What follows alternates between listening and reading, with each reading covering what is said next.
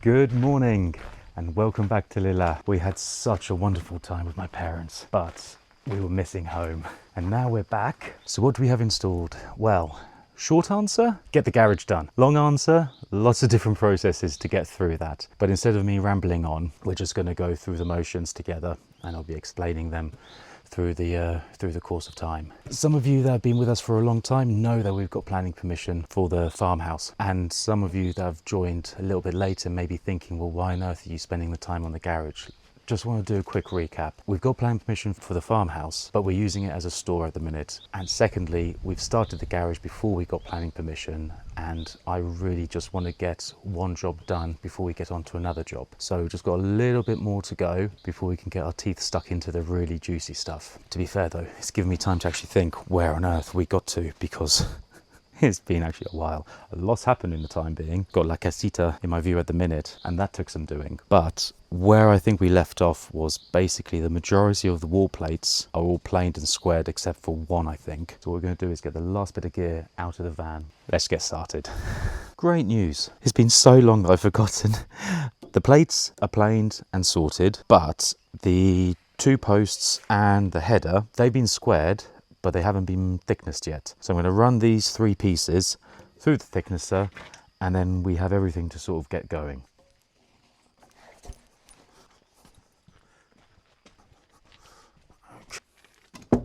Honestly, oak, taking that tarp off, you can smell it. It's just like WD-40. The smell, that brings so much joy.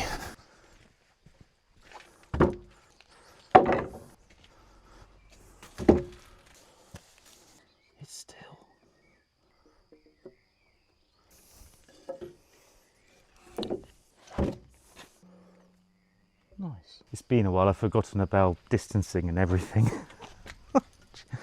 And weight, by the looks of it. Come on, Amaury.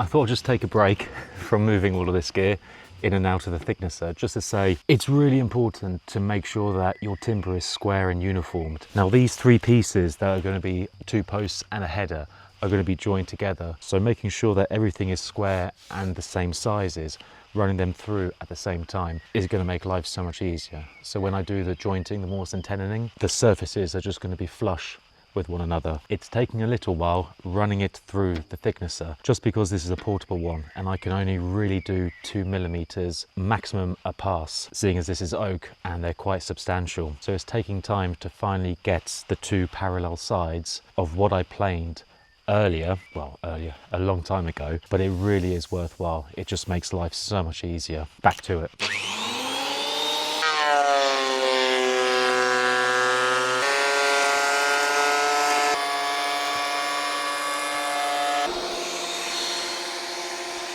I don't know if you can hear me, but I think this is the last pass.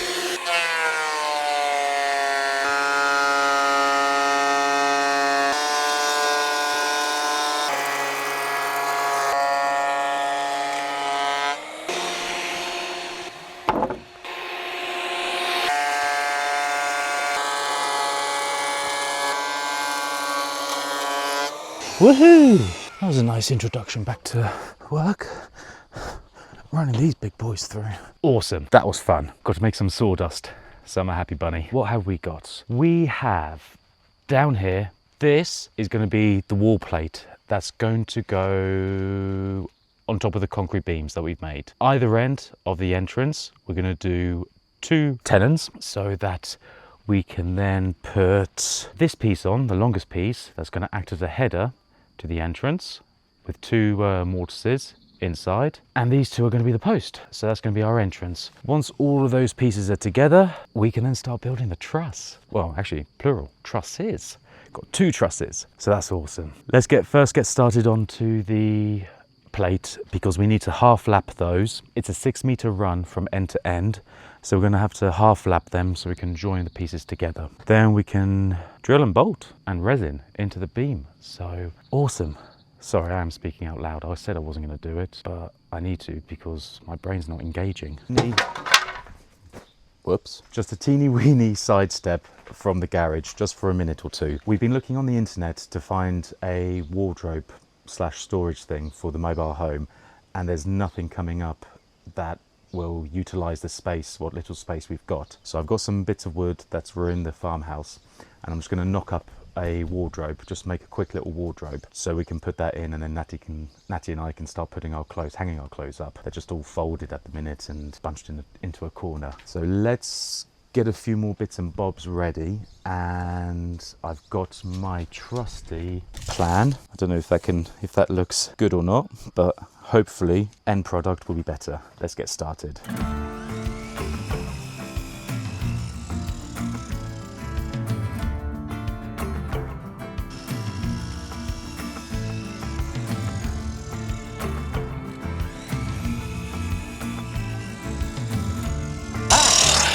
My plan!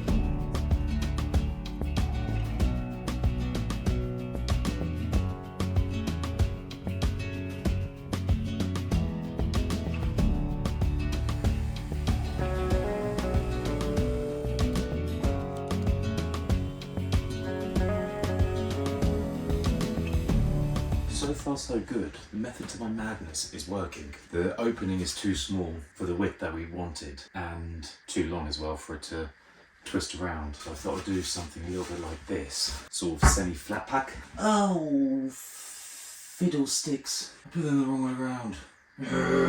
We all overstack wardrobes with the weight of clothes and everything. So I wanted this one, which has got a double bar in it, just to support the middle better. Right, round 2. I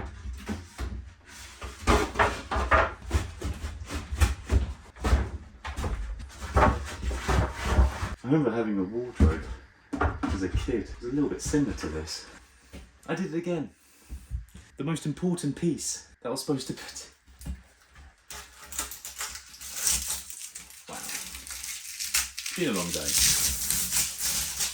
The good thing is, it seems to all be working how I wanted it to. Yay!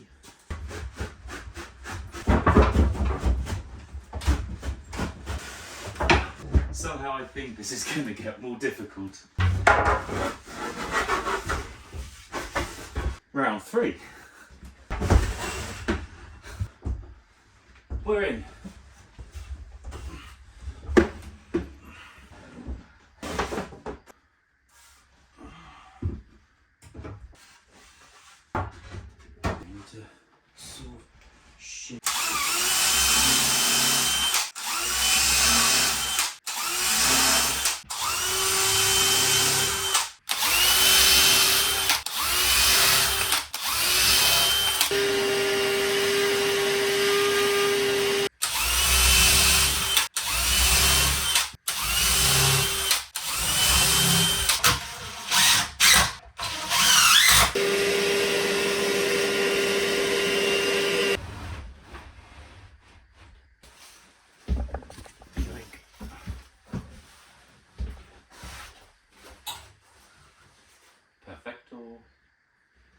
Lovely. Thank you so much for watching, for the likes and the hypes, and all your lovely comments. See you on Wednesday.